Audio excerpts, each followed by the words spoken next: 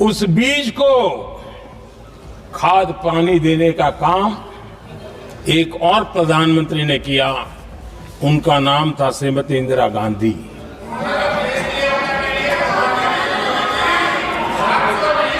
जो पाप पहले प्रधानमंत्री करके गए और जो खून लग गया था 1971 में, ये पाप 1971 में उस समय की प्रधानमंत्री श्रीमती इंदिरा गांधी ने किया था। ऐसा खून कांग्रेस के मुंह लग गया कि समय समय पर वो संविधान का शिकार करती रही। कांग्रेस के माथे पर ये जो पाप है ना, वो कभी भी धुलने वाला नहीं है। आज संसद में बैठे हुए सत्ता पक्ष के मेरे साथी ज्यादा से ज्यादा अतीत की बातें करते हैं। 1921 में क्या हुआ, कब हुआ, नेहरू जी ने क्या किया। अरे वर्तमान की बात करिए, देश को बताइए आप क्या कर रहे हैं, आपकी जिम्मेदारी क्या है, कि सारी जिम्मेदारी जवाहरलाल नेहरू की है। मेरे सत्ता पक्ष के साथी आज खड़े हुए और तमाम गिनती करने लग गए कि ऐसा हुआ वैसा हुआ 1975 में जो हुआ। तो सीख लीजिए ना, आप भी सीख लीजिए, आप भी अपनी गलतियों के लिए माफी मांग लीजिए। आप भी बैलेट पे चुनाव कर लीजिए, आप भी बैलेट पे चुनाव कर लीजिए। दूध का दूध, पानी का पानी हो जाएगा। आप राजनीतिक न्याय की बात करते हैं, सरकारों को पैसों के बल पर गिरा देते हैं।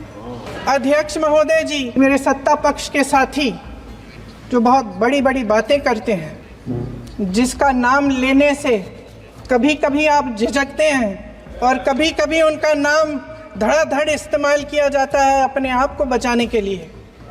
उन्होंने HAL, BHEL, SAIL, गेल, ONGC, NTPC, railways, IIT, IIM, oil refinery,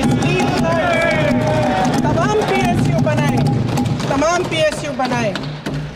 अध्यक्ष महोदय, उनका नाम पुस्तकों से मिटाया जा सकता है, उनका नाम भाषणों से मिटाया जा सकता है, लेकिन जो उनकी भूमिका रही इस देश की आज़ादी के लिए और इस देश के निर्माण के लिए, वो इस देश में से कभी मिटाया नहीं जा सकता। सत्ता पक्ष के मेरे साथी अक्सर 75 सालों की बात करते हैं। 75 सालों में जनता का भरोसा रहा कि नीतियाँ बनेंगी तो जनता की भलाई के लिए बनेंगी। जल जंगल ज़मीन का अधिकार मिला आदिवासी भाई बहनों को। इंदिरा जी ने बैंकों का राष्ट्रीयकरण करवाया, खदानों का राष्ट्रीयकरण कराया। कांग्रेस और यूपीए की सरकारों में शिक्षा का, भोजन का अधिकार मिला। 75 सालों में जनता का भरोसा मिला। पहले संसद चलती थी तो जनता की उम्मीद होती थी कि सरकार महंगाई और बेरोजगारी पर चर्चा करेगी, कोई उपाय निकालेगी, कोई रास्ता निकालेगी। लोग मानते थे कि अगर कोई नई आर्थिक नीति बनेगी तो देश की अर्थव्यवस्था को मजबूत बनाने के लिए बनेगी, तो भारतीय बाजार को मजबूत बनाने के लिए बनेगी, उनके भविष्य को मजबूत बनाने के लिए बनेगी। किसान और आदिवासी भाई बहन भरोसा करते थे कि यदि ज़मीन के कानून में संशोधन होगा तो उन्हीं की भलाई के लिए होगा। सत्ता पक्ष के मेरे साथी 75 सालों की बात करते हैं, लेकिन इन 75 सालों में ये उम्मीद, आशा, ये अभिव्यक्ति की ज्योति कभी थमी नहीं, कभी बुझी नहीं। इस देश की जनता ने खुलकर आलोचना की। जब जब जनता नाराज हुई तब तब सत्ता को ललकारा, उसे चेतावनी दी, बड़े से बड़े नेताओं को कटघरे में खड़ा किया, उनसे जवाब मांगा, न्याय मांगा। लेकिन आज ये माहौल नहीं है। आज जनता को सच बोलने से डराया जाता है, धमकाया जाता है। पत्रकार हो या विपक्ष का नेता हो या किसी यूनिवर्सिटी का प्रोफेसर हो, छात्र संघ हो या कर्मचारियों का संगठन हो, सबका मुंह बंद कराया जाता है। किसी पे ईडी, किसी पे सीबीआई, किसी पे इनकम टैक्स, फर्जी मुकदमे लगवाए जाते हैं, जेल में डाल दिया जाता है, विपक्षी नेताओं को जेल में डाल दिया जाता है, उनको सताया जाता है।